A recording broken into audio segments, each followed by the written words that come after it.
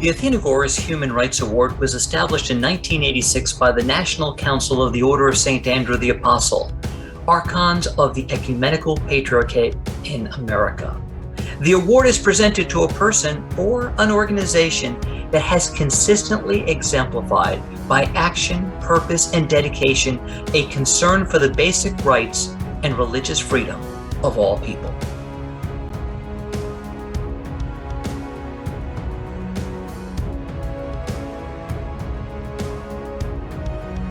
Past individual recipients of the award reads like a who's who of world leaders and includes Archbishop Desmond Tutu, President George H.W. Bush and First Lady Barbara Bush, President Mikhail Gorbachev, Vice President Joe Biden. But the list also includes the fishermen and residents of Lesbos and the Greek islands who use their boats and fishing equipment to save thousands of refugees attempting the short but dangerous crossing from Turkey to Greece during the refugee crisis that began in 2015.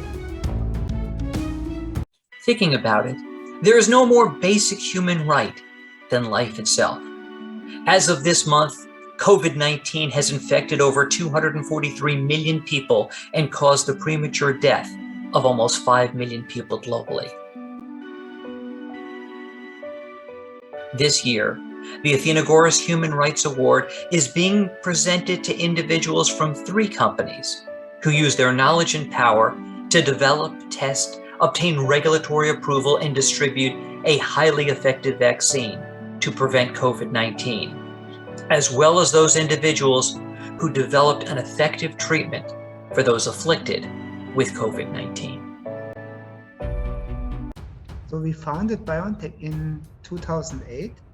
Actually, Ozlem and I are physician scientists, and we had developed a concept for treatment of cancer patients, which is based on messenger RNA therapies. And we understood at a certain time point that the further development of the concept was not possible in the pure academic setting. So we started our company, BioNTech, with the idea to bring this novel concepts of personalized cancer immunotherapy to the patients and ideally prove that this type of treatments are safe and effective. Cancer research, in particular development of immune therapies against cancer, is not so far away from developing tools for preventing infectious pathogens-based pandemics. Or we understood after reading a publication on January 24 that this outbreak in China would most likely not stay local and would become a global pandemic. And after a short discussion on the weekend, we decided that our technology could be useful and used for the development of COVID-19 vaccine candidates. And we started the work on the actual work directly on the next Monday. So we have started to evaluate more than 20 vaccine candidates, and the reason for testing so many different vaccine candidates was that it was little known about this virus. We did not know what is the best vaccine targets to be used, and we didn't also know how our vaccine platform will perform to induce antibodies and T cells against this virus. So within three months, we reduced the number of vaccine candidates from 20 to 4, which entered into clinical testing. And end of May, we had the first data clearly indicating that we get strong immune responses against the virus target. But only on July 24, together with the colleagues from Pfizer, we were able to evaluate all the data that we had generated at that time point and select the one vaccine candidate, BNT162b2, which went into the phase 3 clinical trial. But only on November 8, we got the results from the phase 3 clinical trial.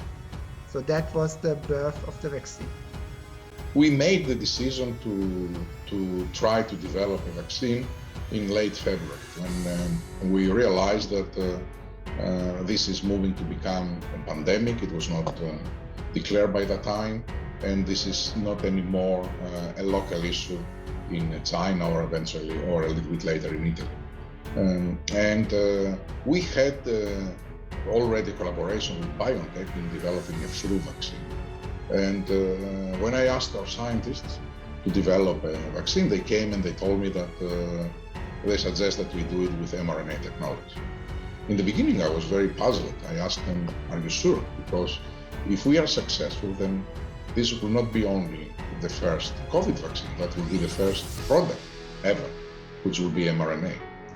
But they felt that they had developed this understanding, and they felt that the technology is mature enough, and now is the moment to use it. And of course, I listened to them, and I asked that I speak to their CEO. And this is when I first time called Ugur. And it was, the affection was immediate. And we aligned in a phone call everything. We started working without the contract. And just a few weeks later, we signed a letter of intent. And we operated for quite a bit of period with a letter of intent and then some other contract. But the main contract that defines all the commercial, the responsibilities, was signed in January 2021, when everything was already done. You can't do that unless you trust your partner. And this is exactly how I felt for him and how they felt, Ugur and his wife felt about me. So we need to understand that it was unique times at that time. Everybody was afraid, and everybody was scared what this pandemic means. Our lives came upside down. We have never lived something like that. So when we are coming together to a project that could bring a solution, of course, it is not that difficult to focus the organization on something that was anyway in the minds of the people. I think it was more how to excite this organization, how to motivate, how to inspire the organization to really think big, how we can make them to develop this project not in 8 years, but in 8 months. And this was what was able to give the solution, because we asked them to do something that they couldn't do just by improving the current process. They could only do it by thinking transformationally, only thinking out of the box. And this is what they did. Pfizer in 2020 manufactured 200 million doses for all vaccines that we are making across all the manufacturing plants that we are having in the world. And in 2021, only for one vaccine, COVID, we made 3 billion doses. Also, what is an even more important accomplishment, and I'm very proud of that, it is that more than 1 billion doses, 40% of these 3 billion doses will go to low and middle income countries this year. And next year, even more. Therapeutics that came to the market, like the one that Regeneron brought, saved a lot of lives. And they also are emphasizing what I said before, that it is extremely important to maintain a vibrant life sciences sector. It was not only the vaccines that came out of this industry, it was the treatments like the one that Regeneron brought, it was the diagnostics, it was the respirators that we had to bring to people. So my heartfelt congratulations, because we're among the best and among the first in doing what they know well to do, to develop very, very good antibodies. Attributed is to science, first of all, and to the biopharma industry in particular, that we were all collectively able to respond to this catastrophic pandemic by developing so rapidly weapons to fight back, like the vaccines and like the monoclonal antibodies that we developed here at Regeneron. At a time when we were at the epicenter, if those of you remember back to the early days of of the epidemic, where the epicenter was just north of New York City, right here in Westchester County, where we're based, how our people came to the labs every day because they knew they were doing something so important, and they were risking their own lives to try to create these weapons to fight back.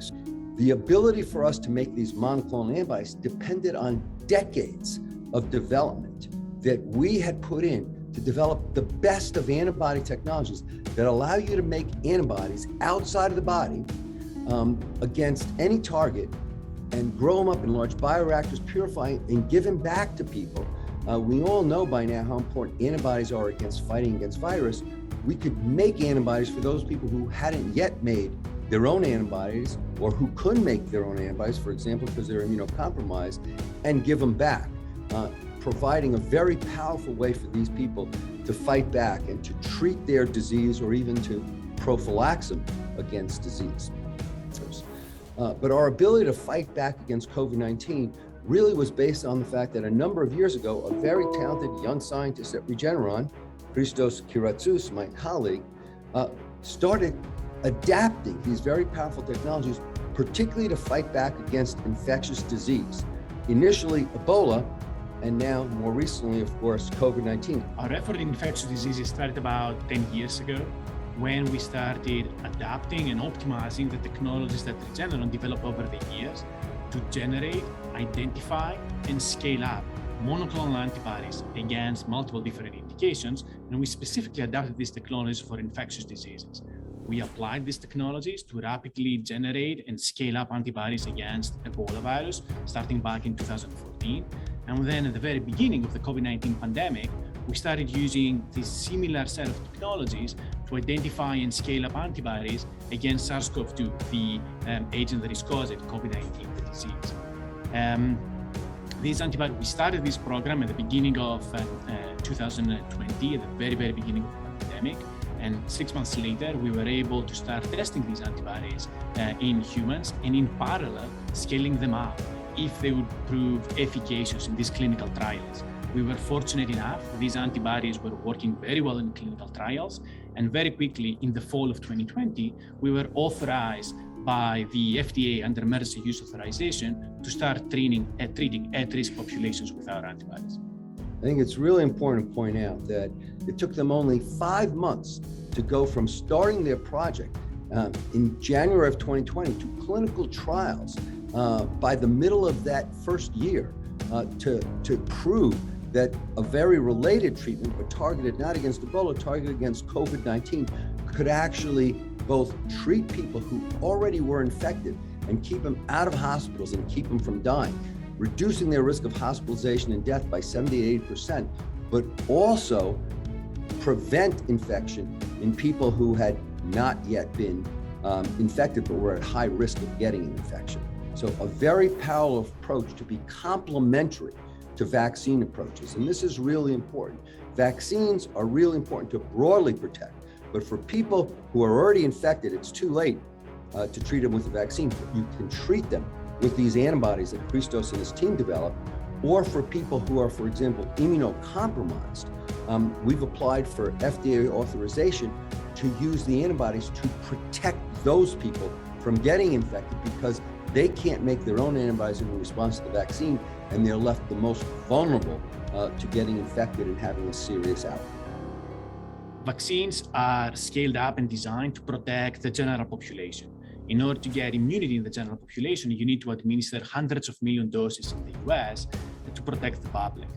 The antibodies, our monoclonal antibodies, are scaled up to either treat the ones that have not developed their own antibodies and have succumbed to COVID-19, or the ones that cannot develop their own antibodies after vaccination, for example, because they're immunocompromised, and then they need to be protected.